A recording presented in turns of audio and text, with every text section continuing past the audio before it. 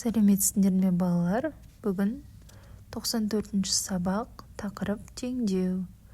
Алдымен сабағымызды бастамас бұрын менің арнама тіркеліп қоңырауша белгісін басып қойыңдар. Бірінші тапсырмаға қарайық.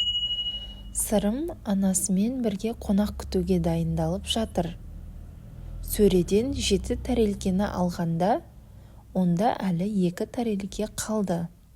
Сөреде барлығы неше тәрелке болған дейді. Біз осы есепке астына бізге теңдеу құралған екен. Біз соларды шешуіміз керек балалар. Қараймыз астында бірінші теңдеу.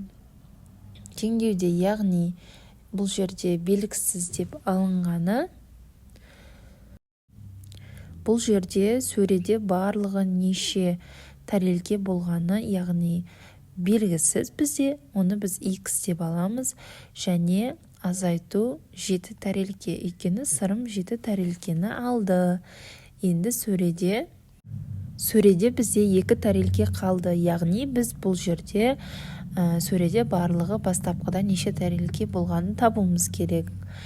Ол үшін теңдеуді шешейік. X тең айырманың мәніне азайтқышты қосамыз. Яғни 2 қосу 7. X тең 9-ға тең болады екен. Сонда сөреде барлығы 9 тәрелке болған екен. Енді тексерейік. 9-дан 7-ні азайтсақ 2 және мәні 2. Яғни 2 тең 2-ге.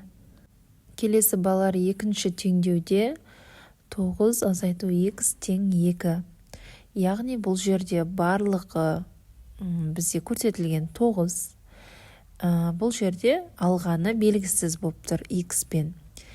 Және бұл теңдеуді шешетін болсақ, x тең 9-дан 2-ні азайтамыз.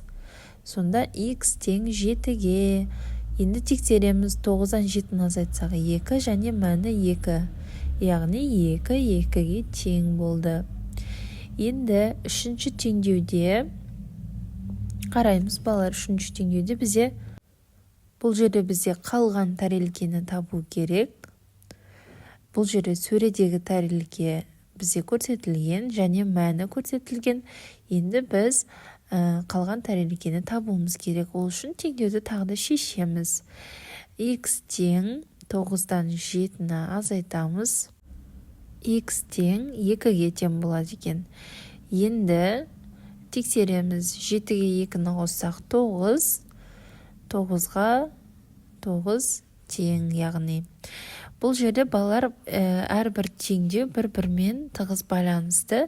Бірінші теңдеуде бізде болғаны белгісіз, екінші теңдеуде алғаны белгісіз, үшінші теңдеуде қалған тәрелке белгісіз екен. Осылай жазып аламыз. Балалар, келесі бізде номері екінші есеп. Кез келген 2 теңдеуді шеш дейді. Бұл жерде қосу теңдеуінен біреуін және азайтудан біреуін алып шештім. Сендер де солай шешіңдер.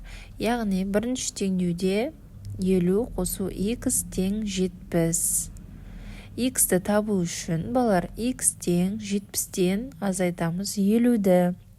X тең 20-ға тең болады екен. Енді тексереміз астын сызып. 50-ге қосамыз 20-ні 70 және мәні 70, яғни 70 тең 70 деп жазамыз. Енді келесі айырмаға біреуін таңдаймыз, яғни А азайту 70 тең 20 дегенді алдық. Бұл жерде біз аны табу үшін А тең 70-ге қосамыз 20-ны. А тең 90 болады екен. Енді астын сызып тексереміз. 90-нан азайтамыз 70-ті 20 және мәні 20, яғни 20 тең 20 болады екен. Келесі балалар бізде номері үшінші есеп. Есептерді оқы, есептерді толықтырып, оларды шығар дейді.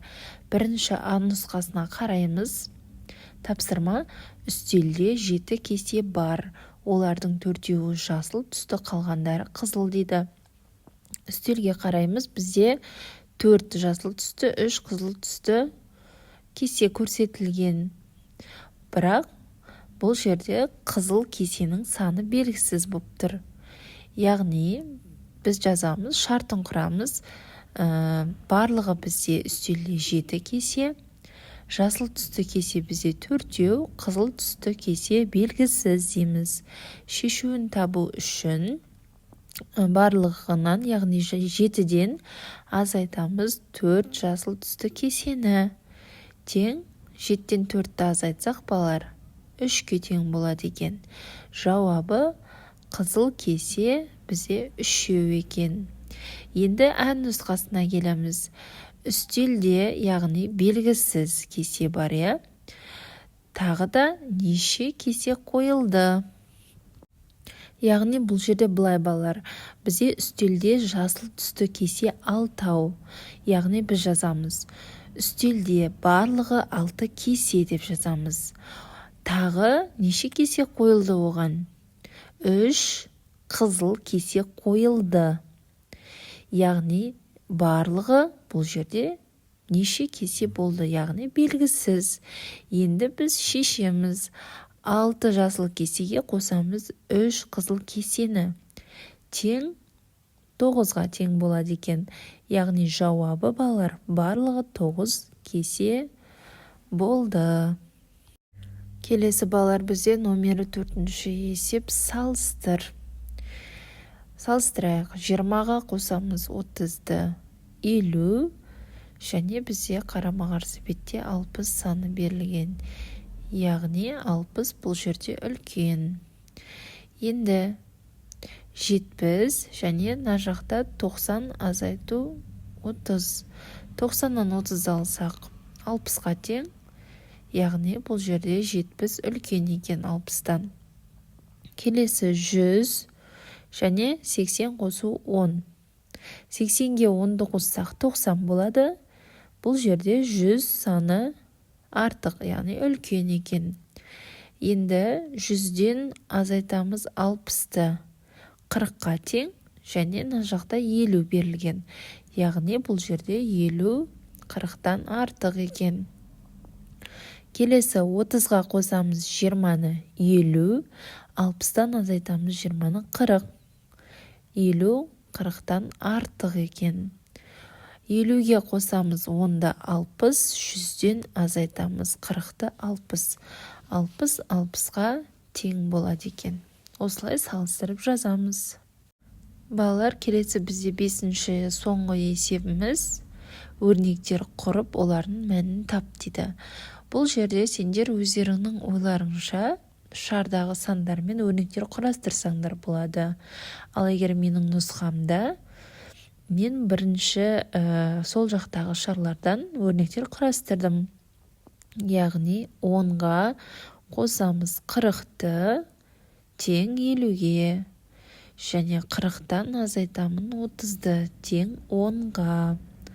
Енді оң жақтағы шарлардан 100-ден азайтамын 70-ті тең 30-ға, 90-нан азайтамын 70-ті тең 20-ға. Балалар, сендер де өздерің әртүрлі өрнектер құрастырып, олардың мәнін тапсаңдар болады. Осымен біздің сабағымыз аяқталды.